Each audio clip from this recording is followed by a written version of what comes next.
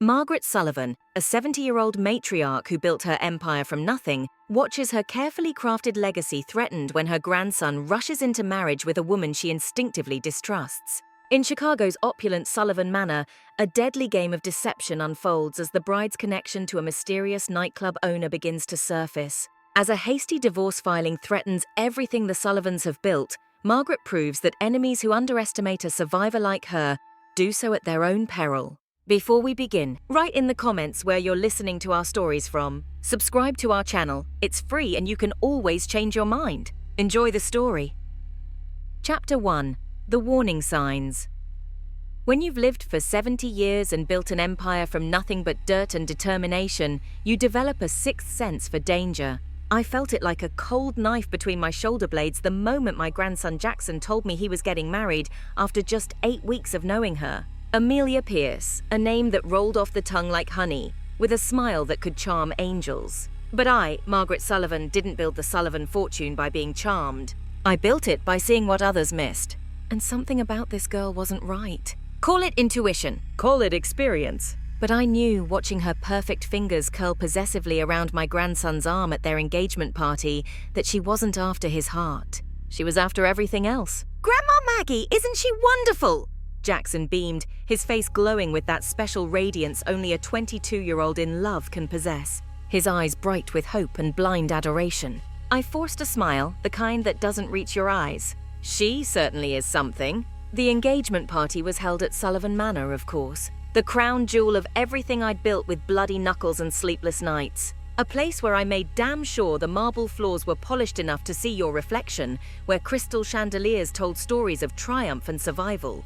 I stood by the grand staircase, watching guests arrive in their designer shoes and carefully practiced smiles. Then she walked in.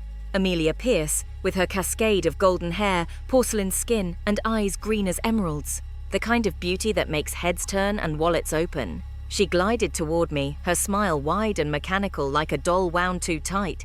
"Mrs. Sullivan," she said, extending a perfectly manicured hand. "Such an honor to finally meet you. Your home is breathtaking." I took her hand. It was cold like touching marble. "Thank you, dear. Been in the family for 3 generations now. Planning to keep it that way?"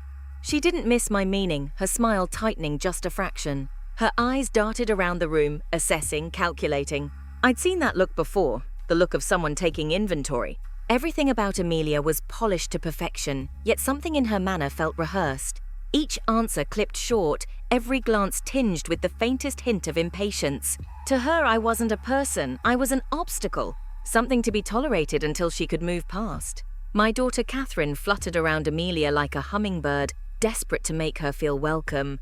"Mum, isn't Amelia just perfect for Jackson?" she whispered when they slipped away to admire some family photos. I sipped my whiskey neat. "Nobody's perfect, Kathy, especially those who appear to be." The evening wore on with speeches and champagne toasts, but my unease only grew. Then I met him, Gerald Pierce, Amelia's father. You could hear him before you saw him. A booming laugh, words spilling out like water from a broken dam. He barreled toward me, grabbing my hand in both of his sweaty palms. "Margaret! The legendary Margaret Sullivan! What an absolute pleasure!" His teeth gleamed unnaturally white under the chandelier light. "I've heard so much about you. A female titan of industry. We need more women like you. Trailblazers, visionaries." I nodded, unmoved by his flattery. Gerald talked fast and loud about business ventures and opportunities, about how he respected strong women like me. I'd met 100 Geralds in my lifetime, men who spoke loudly to hide empty pockets, men who charmed rooms while plotting to steal them. The stink of desperation cloaked in expensive cologne and fake confidence. As the night progressed, I kept my distance, observing. It was then I spotted them, Amelia and a young man I didn't recognize, standing in the far corner of the ballroom away from the music and laughter. He wasn't just another guest or casual friend. There was electricity between them. The way they stood too close, the way she laughed with her whole body, the way his hand grazed her waist with a familiarity you don't develop in passing. I watched them unnoticed, watched as Amelia's eyes lit up in a way they never did with Jackson. Watched as the young man, Ryan I heard someone call him, leaned in and she leaned right back as if pulled by gravity. No one else noticed. The music was too loud, the drinks flowing too freely. but I saw it all. When you've fought for everything you have, when you've clawed your way out of poverty, you learn to recognize a snake no matter how pretty its skin. I stood there, champagne flute in hand, my face a perfect mask of composure. Inside, though, I made a silent vow. I would remember every glance, every whisper, every lie that smile tried to hide. Because storms don't announce themselves with thunder right away. Sometimes they creep in silently. And this one had just begun. The days leading up to the wedding felt like watching a train barreling toward a washed-out bridge. Everything was moving too fast, yet somehow nothing felt right. Jackson came to me one evening looking nervous. He sat on the edge of the leather sofa in my study, twisting his fingers together. "Grandma, I need your help," he said, his voice faltering. I set my book down, feeling the weight of his words. "What is it, Jackson?" He shifted uncomfortably. I bought Amelia's wedding dress, but I don't have enough money to cover it all right now. I put it on my credit card, but I'm a little short. Could you lend me some money?" I felt the familiar ache of disappointment. This wasn't Jackson talking. This was Amelia's influence. My grandson had never been reckless with money before. "No, Jackson," I said, my voice firm but gentle. "A gift is not an obligation. Respect comes before money. You should have thought about that before you bought that dress." He blinked, eyes wide with disbelief. "What do you mean?" "It's for Amelia's wedding dress, Grandma." "I know what it's for," I cut him off. "But you should never spend money you don't have, especially not for someone who hasn't earned your trust." His face flushed with frustration, and for a moment I saw a flicker of anger in his eyes. But he didn't argue. Instead, he stood up and in a quiet voice said, "I'll figure it out, Grandma." Then he left. The next morning, Catherine stormed into my study, her face tight with fury. "You had no right," she spat, her voice sharp as a blade. "Jackson is doing what he thinks is best, and you—" She stopped, shaking her head in disbelief. "I can't believe you do this to him." I said nothing, watching her pace back and forth. "Do you even care about him?" she demanded. "Or are you too busy pretending you have all the answers?" "You're pushing him away, Mom." I felt the old ache in my chest, the pain of being misunderstood. But I didn't regret what I'd said. Jackson needed to learn that life wasn't just about rushing forward with promises and expensive dresses. It was about understanding the weight of those promises. Catherine, in her anger, couldn't see it. She was too busy playing the protective mother, defending her precious son. "Fine," she finally snapped. "I'll pay for it. I'll take care of everything. But don't think for a second that this doesn't change things between us." Just like that, lines were drawn. She paid for the dress that very day, in full, without a second thought. But I knew then that things would never be the same between us. Once you see someone's true nature, it doesn't go away. Jackson didn't speak to me about it again. He didn't ask for my advice or approval. He simply let his mother handle it, not realizing what had been lost in the exchange. And Catherine couldn't see past her anger long enough to realize I wasn't trying to hurt her son. I was trying to teach him. The wedding drew closer with each passing day, and I could feel the distance between us growing. Jackson, lost in his own world of wedding plans and Amelia's demands, didn't notice. But I did, and I knew something dark and quiet that they didn't. There was more to Amelia's story than met the eye. I could feel it deep in my bones. The signs were all around us, but for now I stayed silent. Sometimes it's better to let them fall on their own before you make them see the truth. Chapter 2. Beneath the Surface. The day of the wedding arrived with all the fanfare befitting the Sullivan name. A grand event, a spectacle meant to be remembered. Flowers, gourmet food, laughter, everything wrapped in layers of luxury. This was supposed to be one of the happiest days of Jackson's life, but beneath the glittering surface, the air was thick with tension. I stood in the corner of the ballroom, watching as guests gathered, their laughter floating over the sound of clinking champagne glasses. The venue shimmered with gold accents, the lights soft and warm, just as it should be for such an important occasion. Yet something felt off. Amelia was a vision in her wedding dress, every inch of her crafted to perfection. Her beauty was undeniable, but her eyes never met mine. She looked past me as though I were invisible, or worse, as though I were a ghost from her past that she had no time for. I watched her move from one group of guests to another, her smile always tight, her words polite, but lacking any true warmth. She almost seemed to avoid my gaze, and I didn't miss the coldness in her demeanor when she did glance my way, a flash of ice that disappeared as quickly as it came. Jackson stood beside her, a gleam in his eye that only a young man in love could have. I wanted to reach out and shake him, to make him see what I saw, but he was too deep in it, too blinded by the illusion of love to notice the cracks. Gerald Pierce was the picture of charm. His laugh was loud, his words fast and smooth, designed to fill any silence. He walked through the crowd like a king, grasping hands, shaking shoulders, and making promises to anyone who would listen about his great new ventures and amazing opportunities. I could feel his desperation from across the room, the way he sought approval from anyone who might help him claw his way up the social ladder. The kind of man who could tell you anything and make you believe it with a smile. The kind of man I'd learned to distrust long ago. But it wasn't just Gerald that caught my eye that evening. It was Ryan. He stood with Amelia for most of the night, casually as if he belonged there. His easy laughter and the way he leaned in just a bit too close when he spoke to her wasn't something you could miss, if you were looking. And I was always looking. They shared quiet jokes, exchanged knowing looks, and moved as if they had always belonged to each other. Amelia's eyes softened when she looked at him, something I hadn't seen when she looked at Jackson. The affection in their eyes was unmistakable, and the way their bodies almost seemed to align naturally, like magnets, made my stomach twist. I watched them like a hawk, marking every small gesture, every touch that was just a beat too lingering, every laugh that went on a second too long.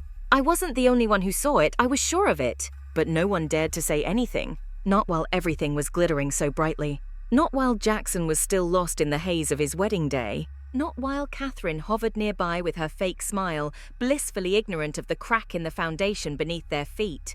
As I stood there, I felt the weight of years of experience pressing down on me, reminding me of the lies I'd encountered in my life, the kind that always seemed perfect on the surface. But I'd been burned too many times to let it go unnoticed. Ryan wasn't just a friend. He wasn't just a familiar face in the crowd.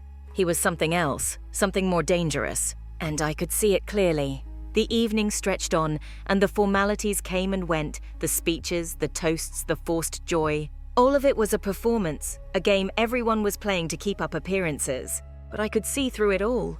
I recorded every detail, every subtle glance, every small inflection in voice that betrayed the calm surface. I would remember it all, Amelia's coldness, Gerald's desperate smiles, Ryan's intimate proximity. I would remember because one day, sooner than they thought, everything they had built would come crashing down. And when it did, I'd be the one watching from the sidelines, calm as ever, knowing that I had seen it coming long before anyone else did. It's funny how life has a way of moving forward, even when you're stuck in the past. Jackson had barely been married for a few weeks when he sat me down, eyes wide with excitement, and started talking about his big break. "Grandma, I've got the perfect opportunity," he said, practically glowing. I tried to focus, listening as he spoke, but the voice inside my head, the one that never stopped warning me, was already starting to whisper. It wasn't even the tone of his voice or the sparkle in his eyes that bothered me. It was the way he said it, the way he believed it, like every word was the gospel truth, like nothing could go wrong. "Gerald, he's been teaching me about investments, and we're going to do this through Apex Investments. It's a game changer, Grandma. I'm going to make some serious money." I nodded, letting him spill out his excitement, but inside my stomach churned. Apex Investments. The name itself felt hollow to me, like something designed to sound more impressive than it really was. Gerald Pierce, the smooth talker I'd seen at the wedding, was now guiding my grandson into a world I knew nothing about, and my gut told me it wasn't the path he thought it was. "Sounds interesting," I said, forcing my lips into a polite smile. "But tell me more about this opportunity." Jackson went on, detailing every aspect of his plan as if the very mention of the words business and investment had transformed him into a savvy professional. I listened, but I couldn't shake the feeling of unease that had settled in my chest. The whole thing felt too perfect. Gerald Pierce, a man with more flash than substance, suddenly becoming Jackson's mentor. A supposed opportunity to make money when we both knew how quickly that world could swallow you whole. It was as if he had placed Jackson under his spell, making him believe that wealth and success could be snatched up with a single leap of faith. The more Jackson spoke, the more I realized how much he trusted Gerald, how much he wanted to believe in this so-called opportunity. And I couldn't help but wonder, was this another one of Gerald's schemes? Was this just another way for him to ingratiate himself with the Sullivan name, to slide his way into the family's pockets? "Well, you know I've always trusted you, Jackson," I said, trying to keep my tone neutral. "But you should be careful. Sometimes the fastest way to success is the fastest way to disaster." He waved it off like I was just another old woman trying to slow him down. "You don't have to worry, Grandma. Gerald's a genius when it comes to investments. I'm going to learn a lot, and we're going to build something big." I smiled again, but this time it wasn't a smile of encouragement. It was the kind of smile a person gives when they know something others don't. I had seen too many people like Gerald in my life, the ones who promised you the moon while they were digging a hole underneath you. And Jackson, in his youthful optimism, was heading straight for that hole, completely unaware of the danger beneath his feet. "All right," I said softly. "But just remember, Jackson, not every opportunity is what it seems." I saw his eyes flicker with impatience, but he didn't argue. Instead, he stood up, ruffling my hair as he always had when he was a little boy. "I'll be fine, Grandma. Trust me." As the door clicked shut behind him, I sat there, feeling the weight of his words press down on me. I wasn't sure if it was Gerald's influence or the dream of easy success that had clouded Jackson's judgment, but either way, I knew trouble was on the horizon. It always starts with something too good to be true, doesn't it? And this opportunity Jackson was so excited about, it felt too perfect. I had learned long ago that perfect was just another word for disaster waiting to happen. Chapter 3: The Unraveling. It's strange how people ignore the signs when they don't want to see them. How they convince themselves that everything is fine when deep down they know something isn't right. As the weeks passed, I watched Jackson's behavior shift slowly, like the tide creeping in, unnoticed until it's too late. He started selling off assets, those gifts I had given him over the years, things that had been meant to secure his future, to ensure that he would never have to struggle the way I did. At first I thought it was just a momentary lapse, a misstep, but it wasn't. "Grandma, I'm just reinvesting," he would say, his voice upbeat, his eyes bright with that same enthusiasm he'd had when he first told me about Apex investments.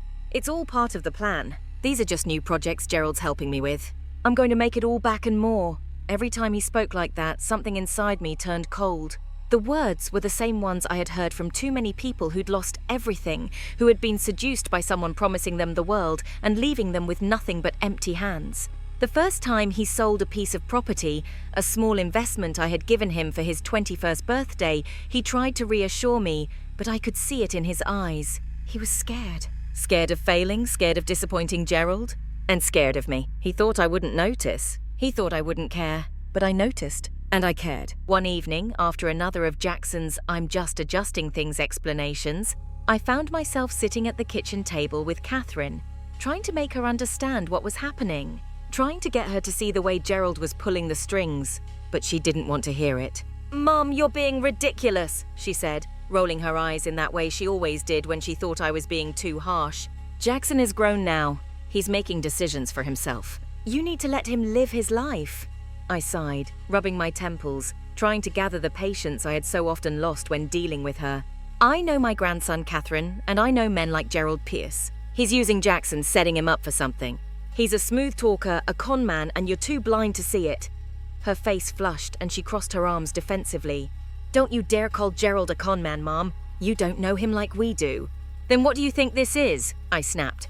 "This selling off his assets, this reinvesting in God knows what. Do you honestly think he's doing this for Jackson's future?" But Catherine, like always, had her mind made up. "You're just jealous. You're jealous of what Jackson's doing. You've never liked Gerald and now you're blaming him for everything."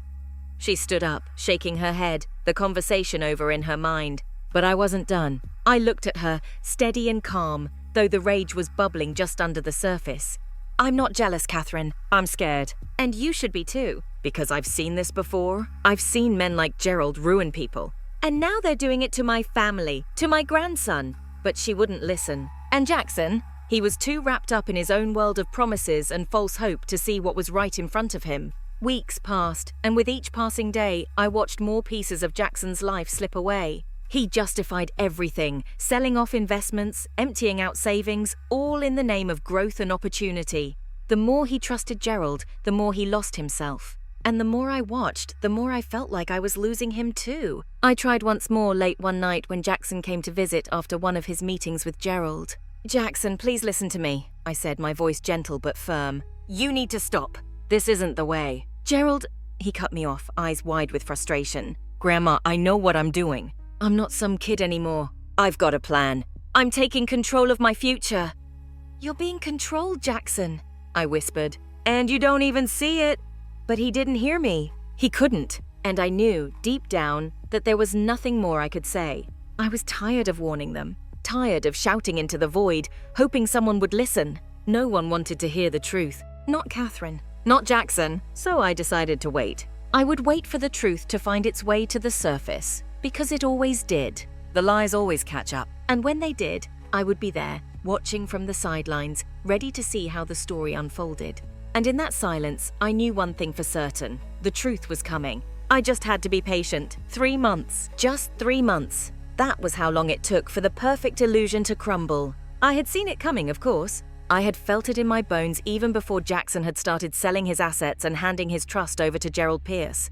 But it didn't make it any easier when the reality of it hit. The phone call came late one evening, just as the sun was sinking behind the horizon, casting long shadows across the estate. Jackson was sitting in the study, going over some documents, his face lit by the glow of the desk lamp. He looked up when I picked up the phone, his curiosity piqued. I didn't speak at first. I just listened. It was Catherine on the other end, and her voice was tight, strained.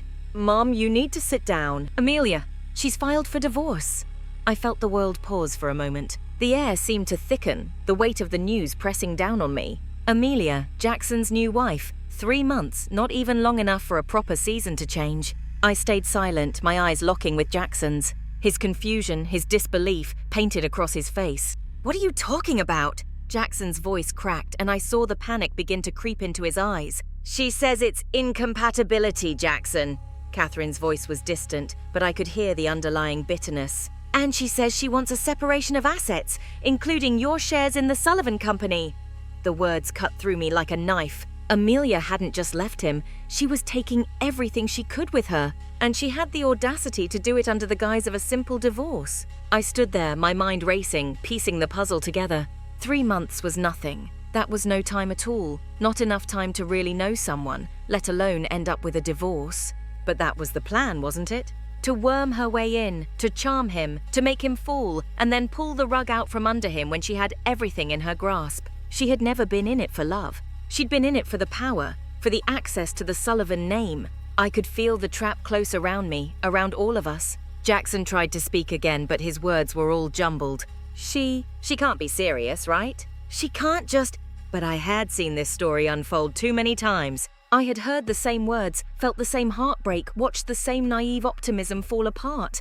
Amelia had never cared about him. She had never cared about the family, about anything but what she could get. I waited a few more seconds, watching the confusion flood his face. Then I made my decision. "Jackson," I said quietly, my voice firm, "there's something you need to know." He looked at me, his eyes searching for some sort of answer, some kind of comfort. "Amelia has a plan. She's been using you from the start." He recoiled, the words striking him harder than I expected. Grandma, no, that's not..." "I'm not finished," I cut him off. "You're not seeing it. She's been working with Gerald and Ryan. They've been pulling the strings and you've been too blinded by love to see it." His face hardened, the anger replacing confusion. But it was too late. The truth was already out. "She's asking for everything, Jackson. Your shares, the money, everything. And it won't stop there. They'll keep coming for more." He didn't respond. He didn't have the words. But I could see the hurt settling in his eyes, the realization of everything I had been warning him about finally sinking in. I turned away, my heart heavy but resolute. "This isn't over," I muttered to myself. Enjoying our stories? Don't forget to hit that subscribe button so you won't miss any of our upcoming content. Now let's get back to our story. Chapter 4. The counterattack. Within the next few days, I took action. I couldn't wait for Jackson to figure it out on his own, not after all the warning signs I'd seen. I hired an investigator, someone who specialized in digging through the dirt and uncovering the truth no one wanted to face. I told the investigator to leave no stone unturned. I needed to know everything about Amelia, Gerald, and their circle. Where they had come from, what they'd been hiding. I needed to know if there was more, if they were working together, or if Amelia had been playing Jackson from the very beginning. It didn't take long for the investigator to find what I already knew in my gut. Amelia's financial history was a mess. Liens, debts, shady dealings, everything I'd suspected. And Gerald, the so-called golden boy of the business world? He wasn't much better. There were whispers of fraudulent deals, bankruptcies, and shady investments linked to his name. I felt the anger burn inside me. It wasn't just the betrayal, it was the fact that they had thought they could get away with it. That they had used my grandson as a pawn to further their own selfish needs. But now I had them. I had everything I needed to bring them down. The trap was set, and now it was time for them to feel the consequences of their actions. I had no more patience for waiting. It was time to fight back. The pieces started to fall into place faster than I could have imagined. Once the investigator I hired dug into the finances of the Pierce family, it became clear that their polished facade was nothing more than a brittle shell ready to shatter with the slightest pressure. The Pierce family was financially destroyed. And I mean destroyed. Their debts were staggering. Mortgages overdue, businesses in jeopardy, judgments piling up like an avalanche ready to bury them all. Amelia, it seemed, wasn't the only one with a history of poor financial decisions. Her father, Gerald, had been living a life of expensive illusions, buying into the image of success while neglecting the reality of his bankrupt empire. The investigator didn't stop there, of course. The more he dug, the more unsettling the story became. He found court records detailing lawsuits, liens, and unpaid loans stretching across the last decade. It was as if the Pierces had been running from creditors their entire lives, barely keeping ahead of the tide of their own making. But it wasn't just their money problems that caught my attention. It was something deeper. The connection between Amelia and Ryan began to form clearer lines. I had noticed Ryan during the wedding, of course. He was that charming, almost invisible figure who blended into the background while always staying just a bit too close to Amelia. A family friend, they had called him, but it didn't sit right with me. His behavior, his proximity to Amelia, there was more to their relationship than just friendship. I had felt it in my gut the entire time. The investigator, digging through their connections, began to make the same conclusions. Ryan wasn't just a friend. He had deeper ties to Amelia than anyone had realized. The more the detective uncovered, the clearer it became that Ryan had been part of a plan. And that plan wasn't about love. It was about something much more sinister. A few weeks into the investigation, the detective discovered that Ryan was the owner of a nightclub. Not just any place, it was a high-end establishment in a wealthy Chicago neighborhood that catered to the rich and the reckless. The kind of place where the wealthy would come to indulge their darkest desires, paying for privacy and secrecy. This was the moment when the hair on the back of my neck stood up. It made perfect sense now. Ryan wasn't just hanging around, offering Amelia a shoulder to lean on. He was working with her. He was working with Gerald. And together, they were building a network of deceit and manipulation that went far beyond the simple marriage to Jackson. They were using him as a pawn. I instructed the investigator to go deeper, to look into Ryan's life. I needed to know how far back this web of lies went, what kind of dealings Ryan was involved in, and how it connected to Amelia. The investigator didn't waste any time. He made his way to the nightclub, using his connections to slip in unnoticed. He spent hours there, watching, listening, gathering information. He spoke with a few of the staff members, discreetly asking about Ryan's activities. It didn't take long before one of the employees, a low-level bartender who didn't realize he was being watched, let something slip. For a small fee, the bartender gave up something valuable, access to the security footage from the club. The investigator didn't waste a second. He arranged for the footage to be delivered to him. It arrived a few days later. A black and white reminder of the darkness that had been festering just under the surface of everything I had trusted. I watched the footage in silence. It was grainy, taken from the security cameras inside the club. At first, nothing seemed out of the ordinary, just a few figures moving in and out of frame, the typical scene of a busy nightclub. Then I saw them. Amelia and Ryan, huddled in a private booth, their heads close together, their hands intertwined on the table. They weren't just talking, they were plotting. And they weren't alone. Gerald was there too, leaning in, his expression serious, his hands gesturing wildly as if explaining something of great importance.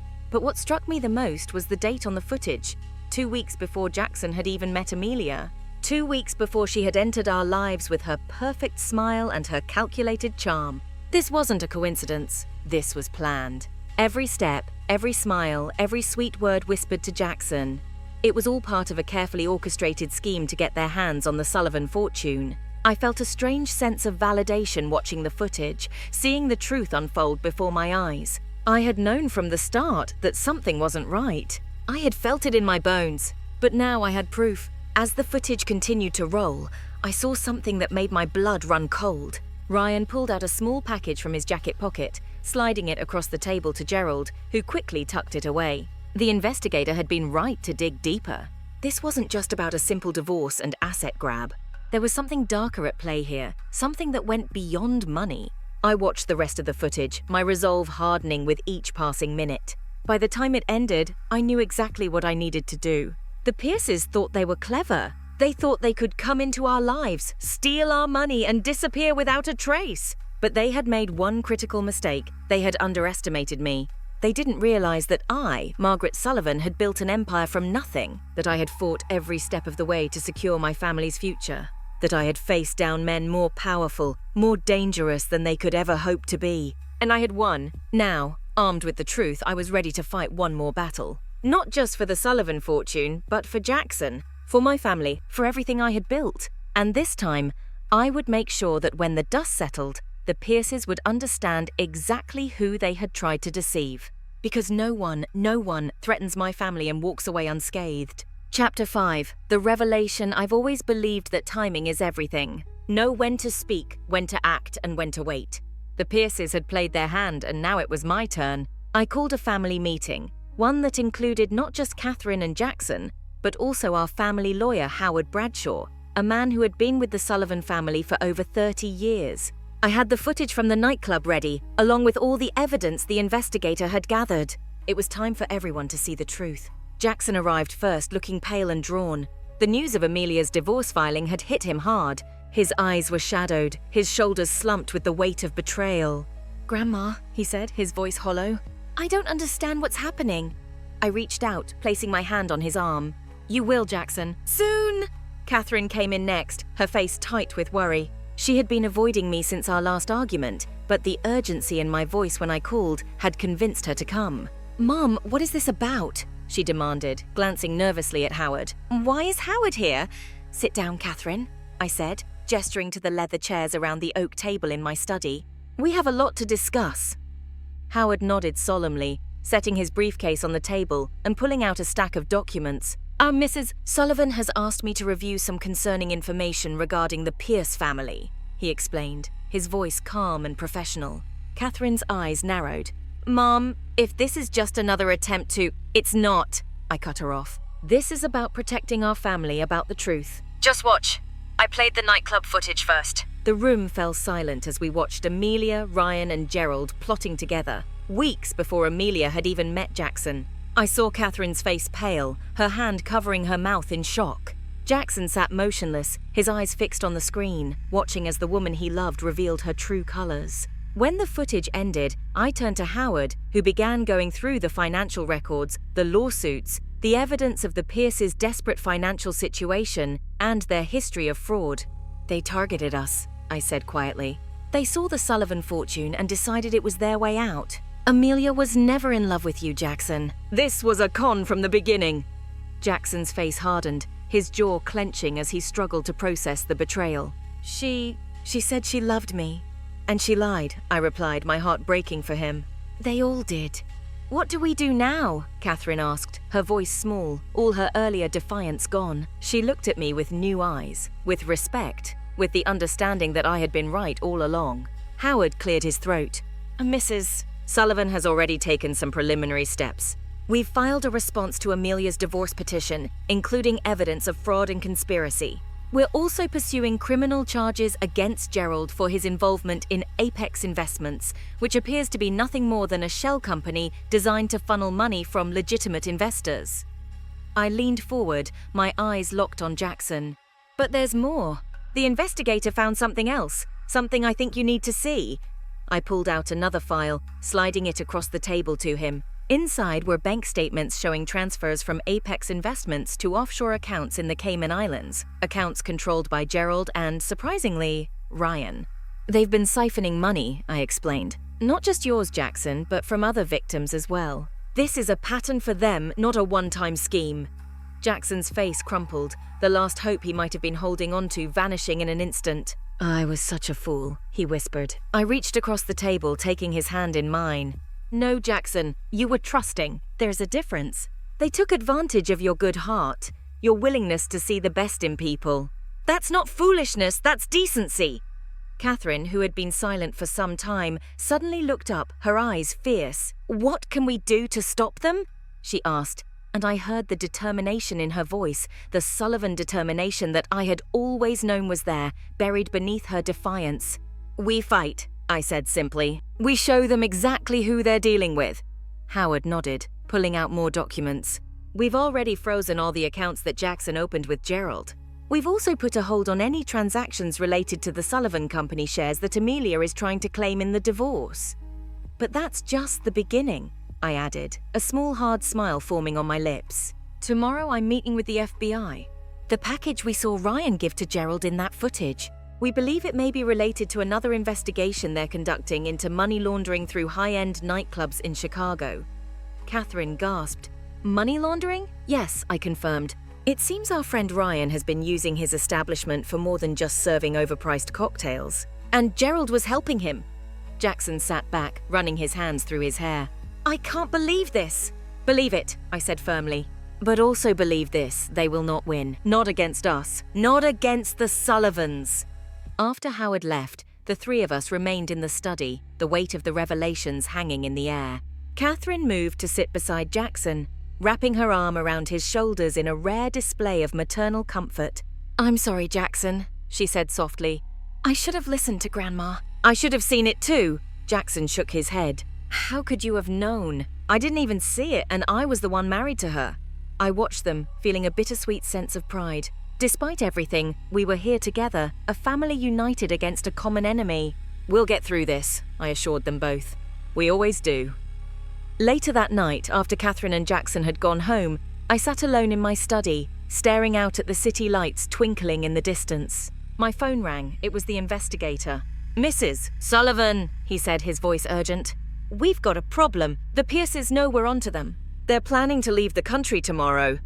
I felt a surge of anger but not surprise. Of course they would run. It was what they had always done. "Where are they going?" I asked, already reaching for my phone to call Howard. "Private jet to the Bahamas, then on to somewhere without an extradition treaty with the US. We're not sure of the final destination yet," I smiled grimly. "They won't make it that far. Not this time." I made another call, not to Howard but to an old friend, a federal judge who owed me a favor from long ago. By midnight, I had what I needed: emergency court orders freezing all of the Pierce's remaining assets, and arrest warrants for Gerald and Ryan. Amelia would have to be handled differently. Her crime was against Jackson's heart, not the federal government. But I had plans for her too. As I finally headed to bed in the early hours of the morning, I felt a familiar fire burning in my chest. The same determination that had helped me build the Sullivan Empire from nothing. The same resolve that had seen me through every challenge life had thrown my way. The Pierces thought they had won, but their victory would be short-lived. Tomorrow would bring justice. Tomorrow would bring vindication. And tomorrow, they would learn exactly who they had chosen to cross. Chapter 6. The reckoning dawn broke crisp and clear the day justice came for the Pierces. I watched from my car as federal agents surrounded Ryan's penthouse apartment, their movements precise and coordinated. Within minutes, they led him out in handcuffs, his face ashen with shock. He hadn't expected this, hadn't expected me. Across town, a similar scene unfolded at Gerald's lakefront mansion. Jackson had insisted on being there, and I didn't stop him. Some lessons are best learned firsthand, and this was one Jackson needed to witness. Catherine went with him, standing by his side as her ex-father-in-law was escorted out, shouting protests that fell on deaf ears. But it was Amelia I wanted to see for myself. I found her at the Four Seasons, hastily packing designer clothes into expensive luggage. She jumped when I entered her suite, her eyes widening with surprise, then narrowing with contempt. "How did you get in here?" she demanded, her voice cold. "Money opens doors, Amelia," I replied calmly. "You should know that better than anyone." She straightened, tossing her golden hair over her shoulder with practiced elegance. Even now, in her moment of defeat, she was playing a role. "What do you want? Come to gloat?" "Gloating would imply I take pleasure in this," I said, moving further into the room. "I don't. I take no joy in watching a young woman throw her life away on schemes and lies." Amelia laughed, a brittle sound that held no humor. "Save your lecture. My lawyer will have this sorted out in days. You have nothing on me." I smiled sadly. "Is that what you think? That you're walking away from this?" I pulled out my phone, showing her pictures of Ryan and Gerald being arrested. "Your partners are already in custody, Amelia. The FBI has the nightclub footage, the financial records, everything." For the first time, I saw fear flicker across her perfect features. Good. She needed to understand the gravity of what she had done. That's nothing to do with me," she stammered. "I just married Jackson. That's not a crime. Conspiracy to commit fraud is," I countered. So is being an accessory to money laundering. And then there's the small matter of the prenuptial agreement you signed. Her face paled. What about it? Section 12, paragraph 3. I recited from memory. Any attempt to defraud the Sullivan family or obtain assets through deception voids all claims to marital property and triggers a penalty clause. I paused, watching the realization dawn on her. Howard Bradshaw is very thorough, you see. He's seen con artists try to marry into wealth before. Amelia's composure cracked. Her shoulders slumped, and for a brief moment, I saw the real woman beneath the perfect facade, scared, desperate, and alone. "Why are you here?" she asked, her voice barely above a whisper.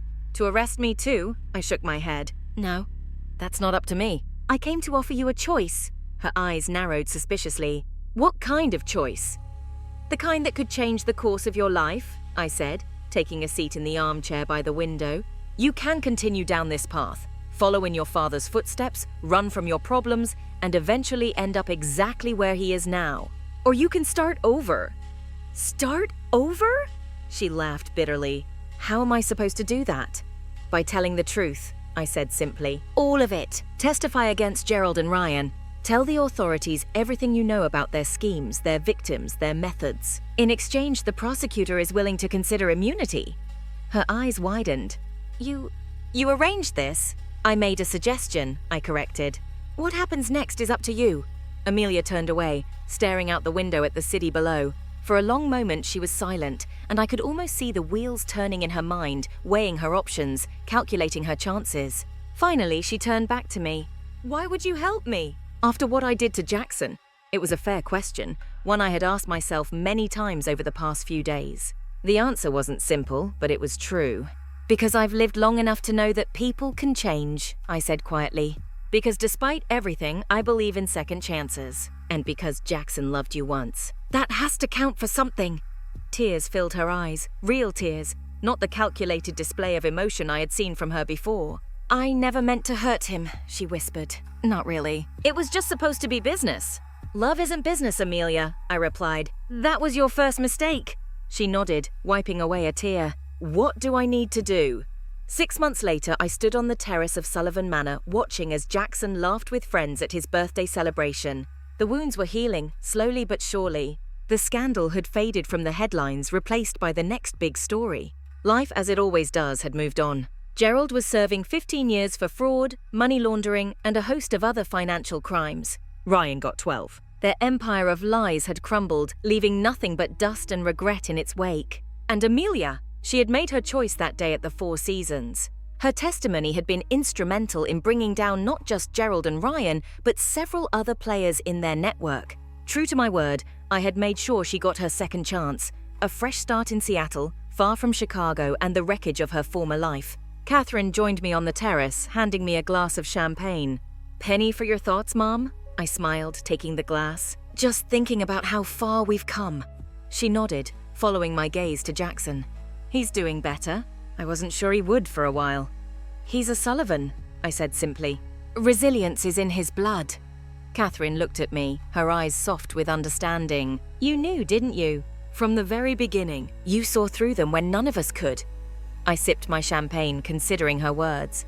"I've spent a lifetime learning to recognize wolves in sheep's clothing, Catherine. It becomes instinct after a while." She reached out, taking my hand in hers. "I'm sorry I didn't listen to you. I should have trusted your judgment."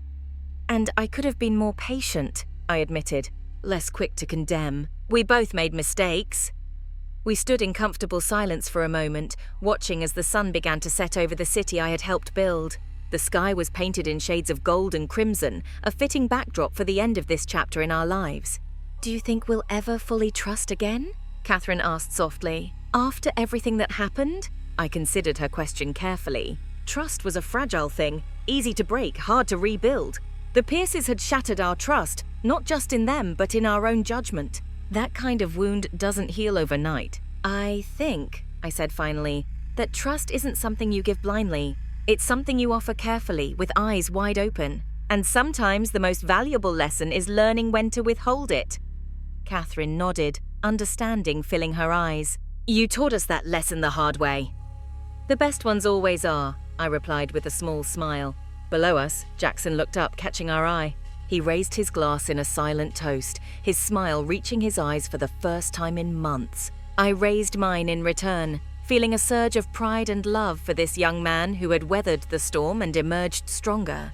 The Pierces had thought they could take everything from us, our money, our dignity, our trust. But they had failed.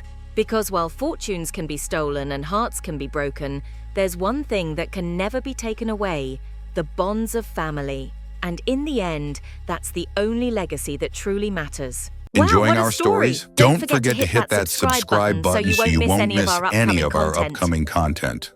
Now let's get back to our